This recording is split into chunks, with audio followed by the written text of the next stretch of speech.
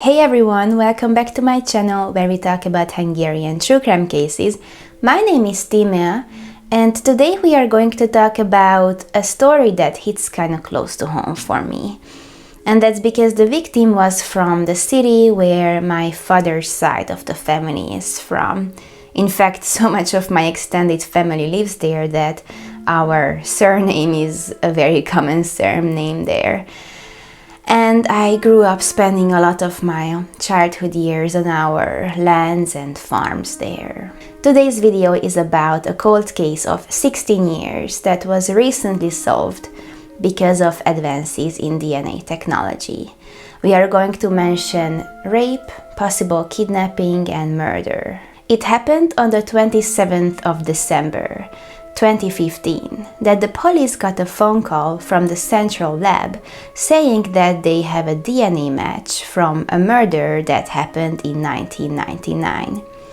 You see, on the 8th of September 2015, so just about 2 or 3 months before the police got the phone call, the police arrested a man for burglary. And because burglary is a violent crime, his DNA was taken. That matched him to a murder cold case that happened then 16 years prior. The body of a 31-year-old young woman was found about 2 kilometers away from the train station in the city of Kecskemét on the morning of the 16th of September 1999. We don't know the victim's name, but what we do know is that she was from and lived in the city of Kiskunfélegyháza, where my family is from too, and she lived with her parents. And she used to work as a confectioner in Kecskemét. So she used to take the train every day to commute to work between these two cities. At the time, the police didn't really know much about it all. They only knew that on the 15th of September at around 9 p.m. she left work on foot and she walked to the train station as always.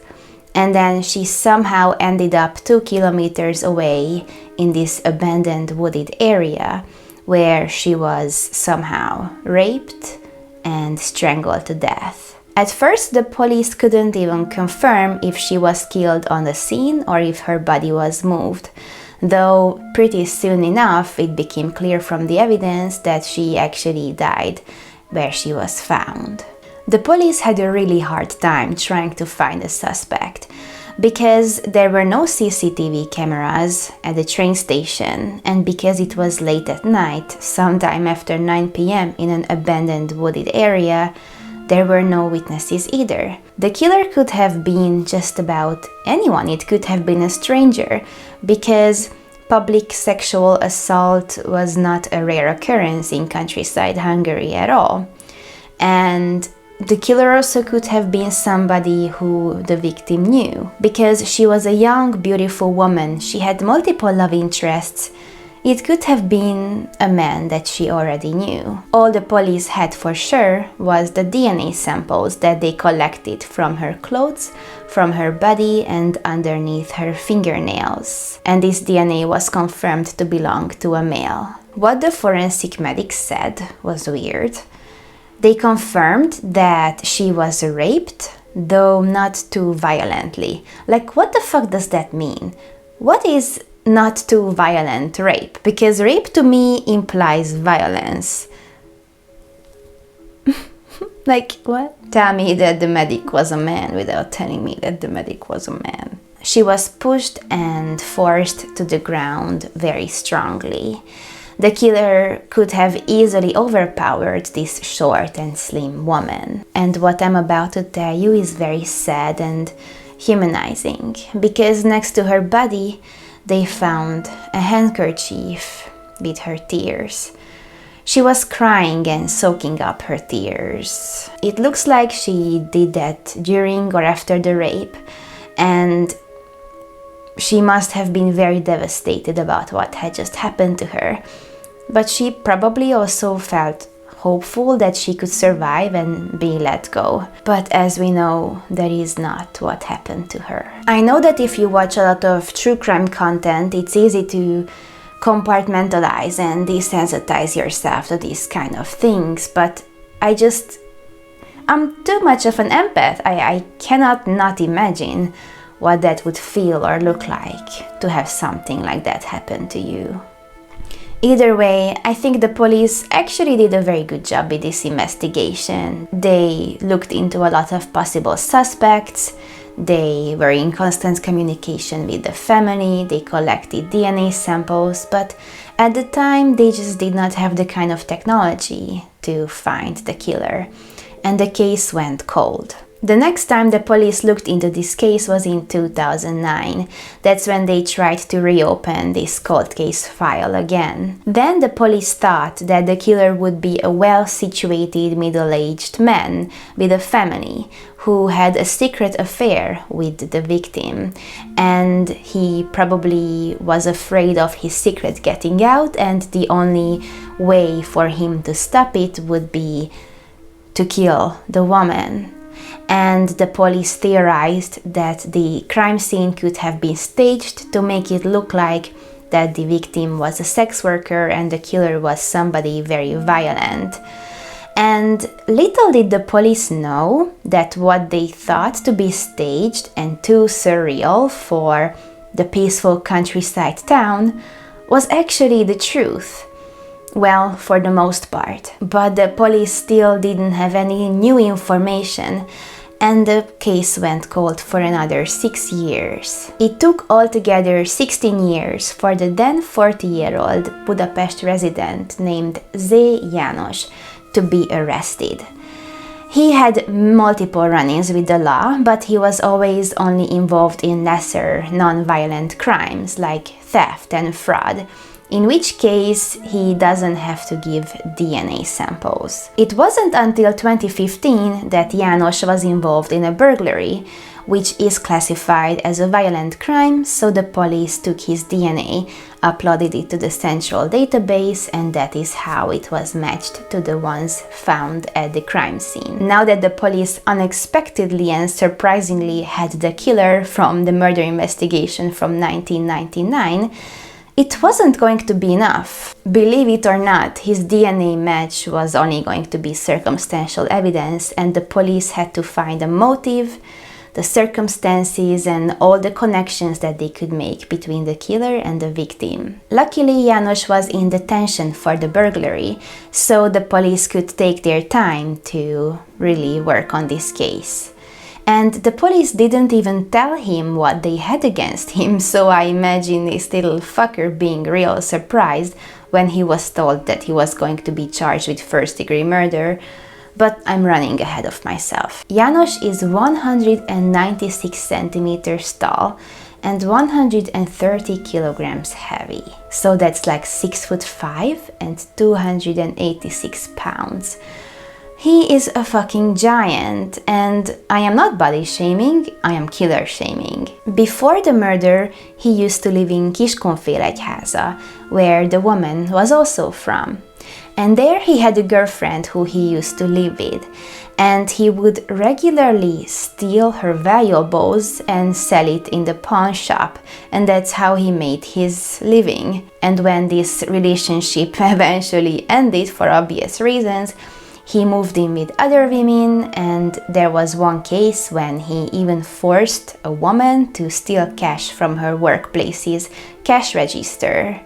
He robbed vacation houses, he was involved in theft and fraud all the time, and he frequently employed sex workers who he would have sex with in public, and one of those public areas was the place where the confectioner lady was also killed. And it is not a judgment against the sex workers, it just further depicts his character. I don't really think that I have the vocabulary in English, the kind of asshole that this man is. And all of these crimes were known by the police and investigated, and he got some minuscule punishments for them, but he never really got the kind of punishment that he deserved. Eventually, though, he moved to Kecskemét and his finances ran out and he became temporarily homeless. So he used to spend the nights on the train station. and that is how he was connected to the crime scene and the victim. So now that the police knew all about his previous criminal background and his possible connection to the victim, they looked into the physical evidence found at the scene a little bit more. And this time around they were able to find blackberry thorns stuck in the soles of the shoes of the victim, and the forensic scientists confirmed that this type of blackberry only grew on the path leading to the abandoned wooded area where the victim was found. Like, that's so cool that scientists can say it to such an exact and specific area where the bush would grow.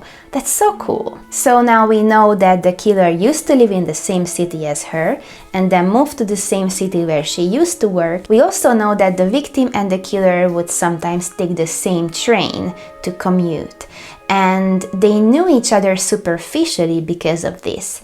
Sometimes they would have a small talk, and I imagine it as this man trying to strike up a conversation with a beautiful young lady, and she just giving one-worded answers to get over with it. Like, that's what I would do. And the police didn't really know how she ended up from the train station at the crime scene. They theorized that what could go down is that she was either forced by this 2-meter tall giant to go with her, like he could easily pick her up and just kidnap her, though she could also be coerced or convinced to go to the scene. Which one do you think is more likely though? But we cannot abandon the possibility that she went willingly. Then at the crime scene she was beaten, her clothes were torn off, and she was violently raped and then choked to death, as we already know. Assumably, János killed her because he didn't want her to report him to the police for the rape, which would have been his downfall because he already had all of those previous non-violent charges, and he would definitely go to jail if he was caught for something else. And this asshole, after the murder, took all of her valuables, including her phone card. If you don't know what that is, you can use public payphones with this prepaid phone card. And he used this phone card to call the landlords of several apartment listings in the newspaper. Probably he had stolen enough money to finally afford housing for himself. So the police was working on this investigation since the October of 2015 until the February of 2016. And once they have accumulated enough evidence against János, they presented everything that they knew about him to him. And he denied ever having seen or met the victim. He denied ever having committed a violent crime. And the only thing that he admitted to was living in the area and having public sex with sex workers. He did not say anything about the DNA match, about a telephone card, and he denied taking a polygraph test, though he often changed his story. From saying that he never even seen her, he went to knowing her superficially from the train, and then to having occasional sex partners, to having a romantic affair. So he just really couldn't get his shit together. But his story didn't matter because the police had enough against him to persecute him. And his trial started in 2016 and it lasted a little over a year. What János said about his version of events is quite a bit different from the one that the police theorized. He said that they were very close friends with the victim and that they even used to kiss all the time. She at some point allegedly told him about her darkest sexual fantasies and kinks, saying that she wanted to have rough public sex where she is being beaten and choked. So that is what they consensually, as consenting adults, decided to do on the day of the murder. They met up after work and she willingly went to the wooded area with him, where the killer said that she begged him to beat her and tie her to the ground and choke her while they were having rough, consensual sex. Like, the amount of times that he emphasized that it was consensual is concerning. And him being a big and strong man, he must have accidentally choked her a little bit too much that caused her accidental death, but that he was completely not responsible for the death because she asked for it. Luckily and obviously, the court didn't believe this bullshit-ass story because there was physical evidence that there was nothing consensual about it. Like, how could he even come up with this story? How could he think that anyone was gonna believe this? Even though the police wasn't able to confirm if she was kidnapped or if she was somehow coerced to go to the scene, what we know from there on that it was not consensual sex, it was violent rape. Besides, I find it very hard to believe as a woman, and I believe most of my female viewers are going to agree, that a beautiful, small, short, young woman is not going to willingly go to an abandoned area late at night with a homeless, 2-meter tall, giant man and have consensual rough sex on the ground. Like, I'm not kink shaming here. If somebody is into that kind of thing, okay, it's your decision. But I don't think I have to extend on how impossible that is that this victim went there willingly. Interestingly, not every detail about the rape and the murder was read out loud on court, because there were a lot of graphic details and the judge wanted to spare the family who was present in the courtroom the entire time. And when on court, they were arguing about whether she was forced, kidnapped or coerced or went willingly to the scene. The mother of the victim, a woman named M. Miklósné, said, and I quote, "The defendant claims that my daughter agreed to go with him to the bushes. I know that to be false.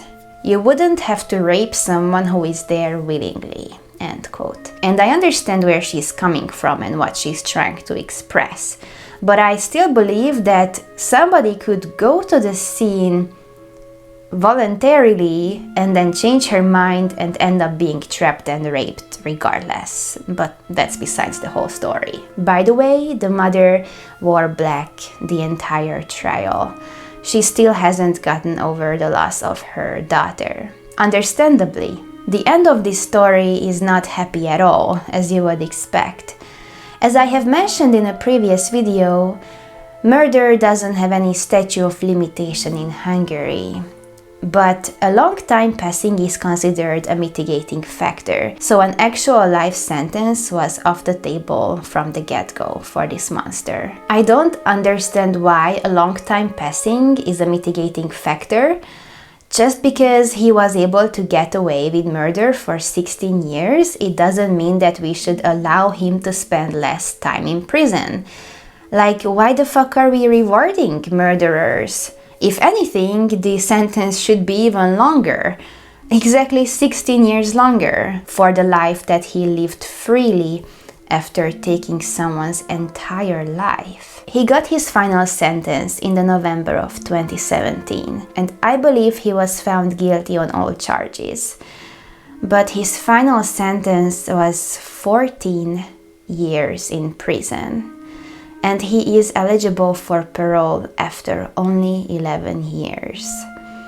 That's right, in 2028, this man could walk freely for the possible kidnapping, the brutal rape, and the brutal murder of an innocent woman. This man got a lesser sentence than what he spent living freely after killing her. Only 14 years. That's nothing. And on top of that, he only has to pay about 5.5 million forints in court fees. That's about $18,000. The Hungarian criminal law protects murderers, protects kidnappers, protects rapists, but most of all protects men. What kind of sentence is that?